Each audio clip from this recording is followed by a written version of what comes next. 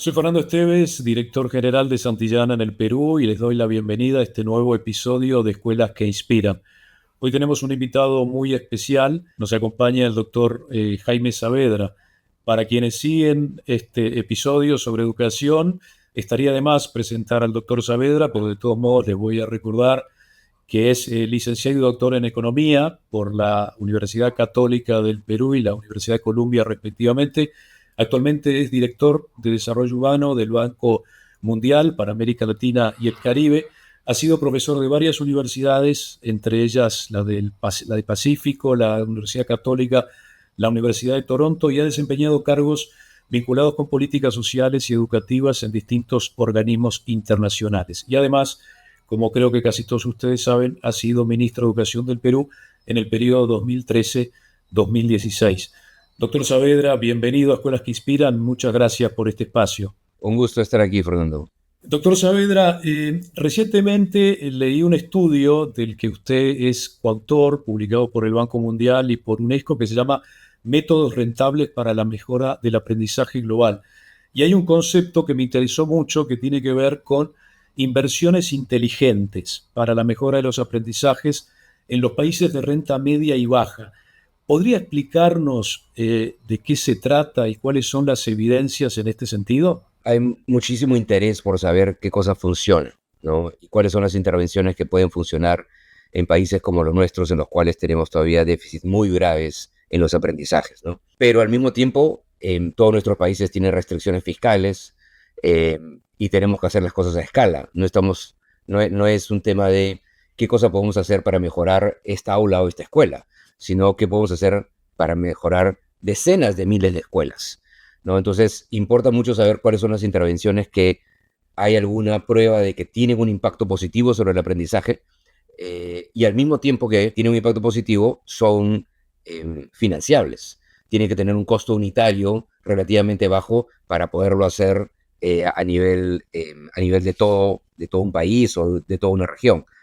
Podemos tener una intervención que es excelente, súper efectiva, pero nos cuesta $2,000 por alumno. Entonces, bueno, qué bien, qué interesante, pero no nos sirve, ¿no? Entonces tienen que ser intervenciones que al mismo tiempo que tienen un impacto positivo sobre el aprendizaje de los chicos, se pueden hacer a escala, ¿no? Y ahí, por ejemplo, hay algunas cosas que ya, digamos, con lo que se ha visto en la experiencia de muchos países, se ven que tiene un impacto positivo. Te doy tres ejemplos, ¿no? Uno es el tema de lo que se le llamaba en español pedagogía estructurada, lo que en realidad es algo bastante simple, ¿no? Que es decir, asegurarnos que todos los maestros tienen sesiones de aprendizaje que les permiten saber qué cosas van a hacer cada día y cada semana. Todo niño tiene que tener el material básico, ¿no? Que es un texto y un cuaderno de trabajo, por decir, ¿no? Y tiene que haber acompañamiento continuo al docente,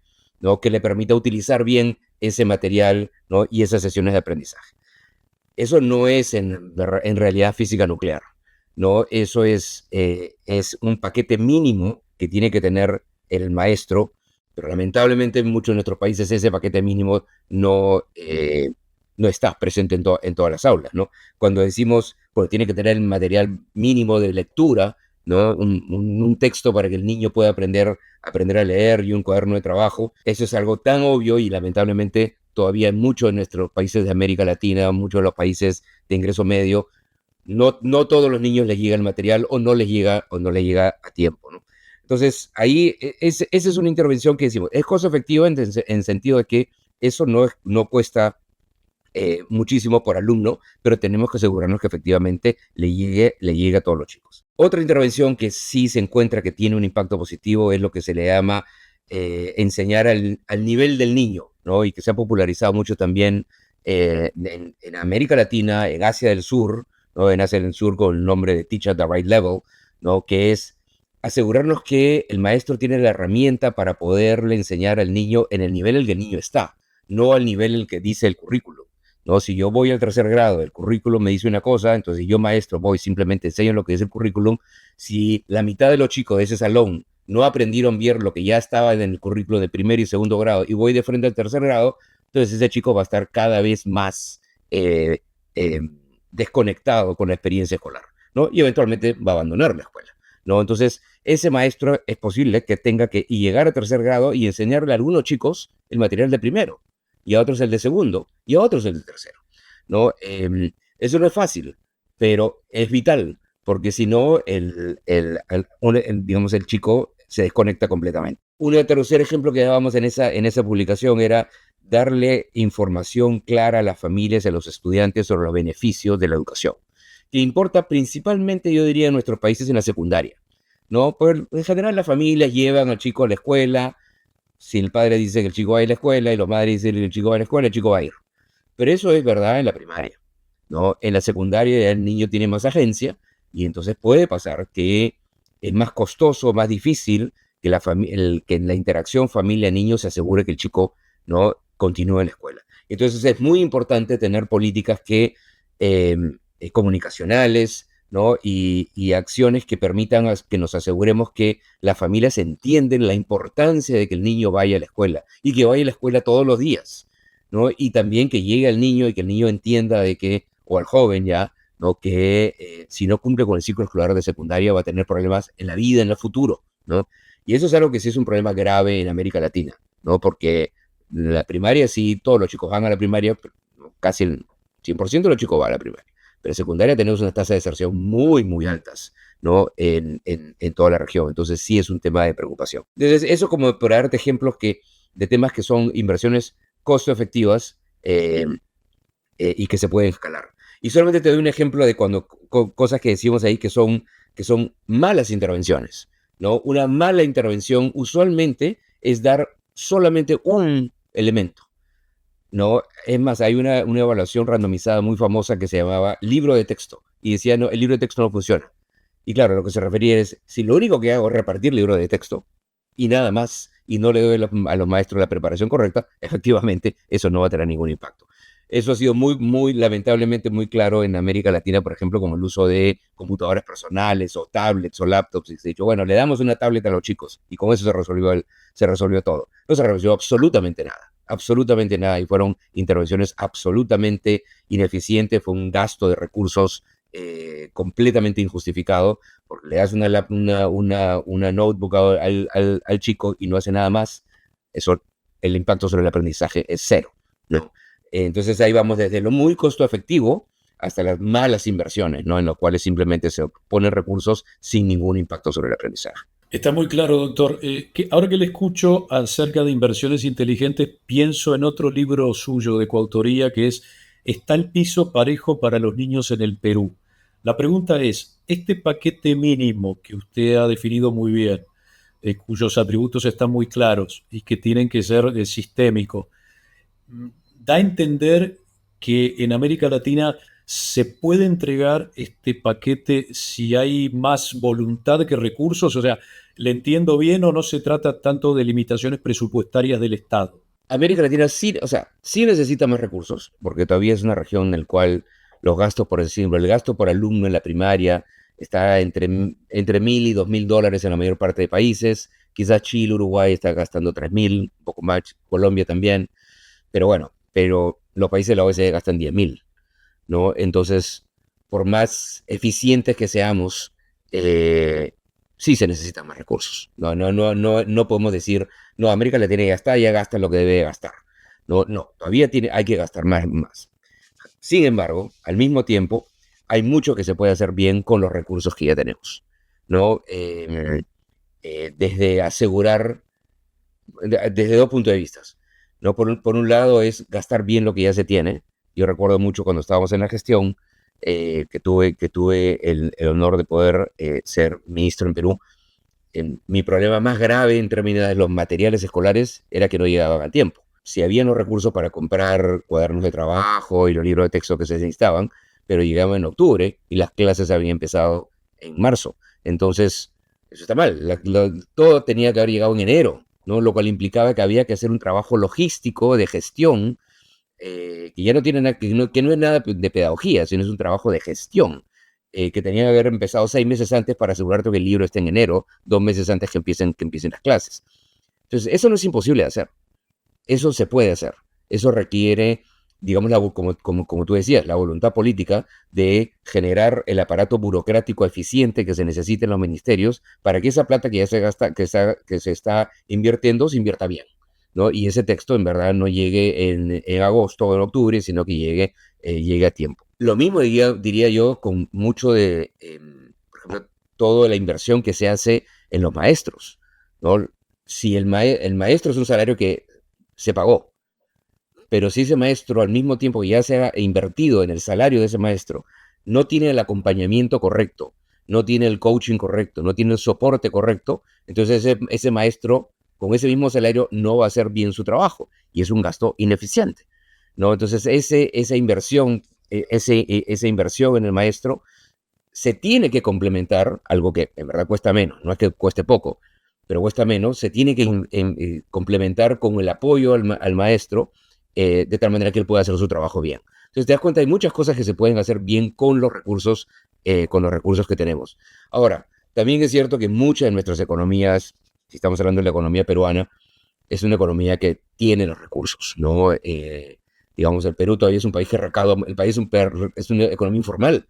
Entonces, como economía informal, 70% es informal, pues obviamente hay impuestos que no se están colectando. Esos impuestos que no se están colectando son recursos que no se están pudiendo invertir en educación, ¿no? Entonces, no es que el Perú tenga que ser más rico, no, tiene que colectar los impuestos correctamente y utilizar esos impuestos correctamente en gastos en salud, en educación, en protección social, etcétera. Entonces, con los recursos, digamos, con el nivel de riqueza que ya tiene un país como el Perú, se pueden hacer mucho más cosas en educación, recaudando mejor, ¿no?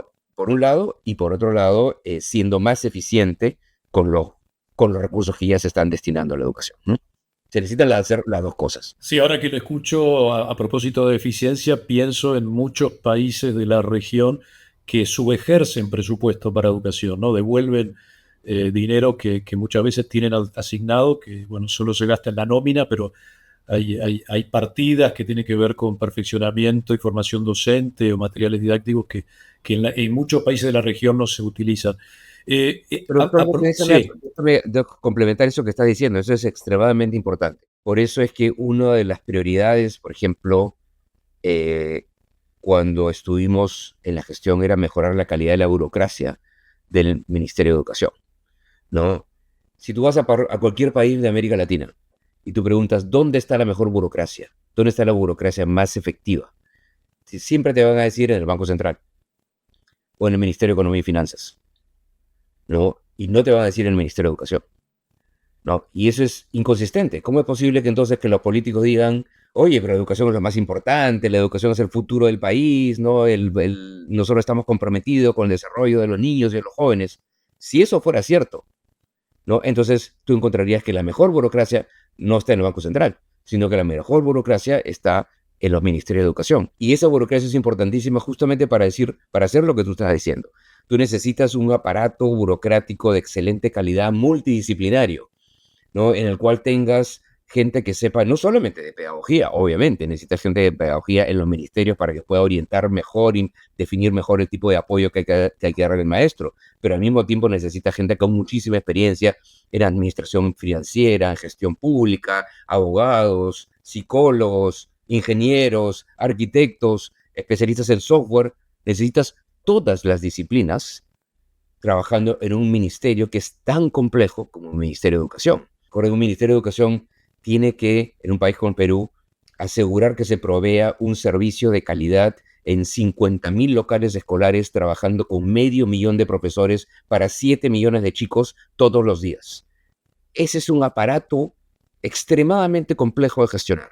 Entonces, eso requiere una burocracia no de buena calidad, de excelente calidad, ¿no? Si no tenemos eso, va a pasar justamente lo que tú dices y que nos pasa en muchos países de la región, ¿no? Que inclusive si tienen recursos, los recursos no se llegan a gastar, ¿no? A pesar de todas las necesidades que hay. Doctor Saavedra, ahora que menciona al Banco Central, al Ministerio de Economía, hago una analogía, ya que usted es economista con la economía. Pareciera haber consenso de que controlando ciertas variables macroeconómicas, a la larga los países se desarrollan, ¿no? Equilibrio fiscal, fortaleza de las reservas internacionales, balanza de pagos, etcétera. Si tuviéramos que hacer una analogía con educación, de cuáles son esos 3 o 4 factores, llamémosle técnicos, que en los países que han asumido la educación como una política de Estado, más allá de un gobierno determinado, hayan consolidado mejoras. Por ejemplo, que se vean en pruebas estandarizadas de evaluación. ¿Cuáles son aquellos factores que usted diría innegociables en materia educativa porque me imagino que esto no se resuelve en un periodo de gobierno, ni mucho menos, ¿no? ¿Cuáles serían estos factores? A ver, mira, hay varios, pero empiezo con el más importante, que yo creo que es el factor humano, ¿no? Yo creo que lo que define la calidad de un sistema educativo y la efectividad de un sistema educativo es la calidad de los docentes, ¿no? Y es el prestigio de la carrera docente, el prestigio social que tiene la carrera docente, ¿no? En los países más ricos que tienen buenos sistemas educativos, el tema central es invertir en una profesión que sea percibida como una profesión exigente,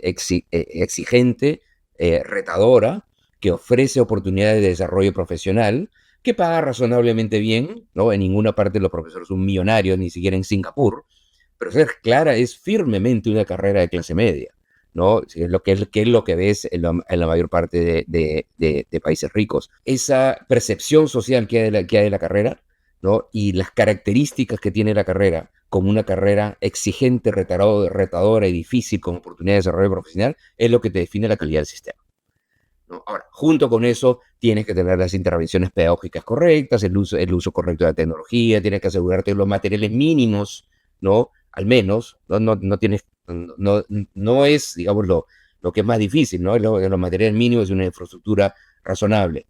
Si tienes todos esos factores, vas a tener una buena experiencia educativa. Pero de todos esos, el que, digamos, que aglutina todo y el que permite definir la calidad del sistema educativo por sí sola, yo diría que es el factor humano, ¿no? Que es, por un lado, el maestro y por otro lado, y hablamos de la burocracia educativa, ¿no? Por otro lado, y también al medio de las dos está el director de la escuela. No en todos los sistemas educativos, en muchos sí, en los exitosos sí, se reconoce la carrera del director como una carrera distinta, ¿no? Con características distintas, ¿no? Con una persona que no es solamente, normalmente es un profesor, pero no solamente es un buen maestro, sino que es un líder pedagógico y un buen gerente, ¿no? Porque tiene que gerenciar una institución tan compleja como es la escuela, ¿no? Gestionar una escuela es extremadamente difícil, ¿no? Tienes que trabajar con tus 50 profesores,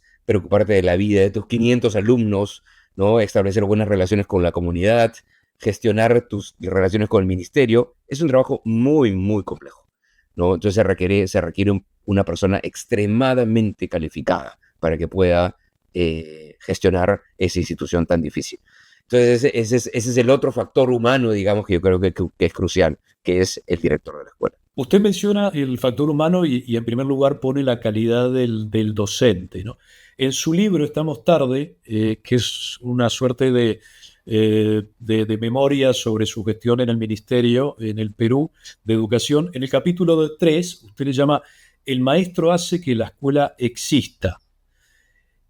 Luego de haber analizado sistemas educativos de distintas partes del mundo, de haber recorrido en muchísimas escuelas en el Perú, he visto fotos suyas en escuelas del Perú muy distintas entre sí de todo el país, me imagino que cuando el maestro entra y cierra la puerta del aula, está más o menos ajeno de las directrices ministeriales, ¿no? Y burocráticas y tiene cierto grado de autonomía relativa como para hacer esto que usted llama motivación del alumno, ¿no?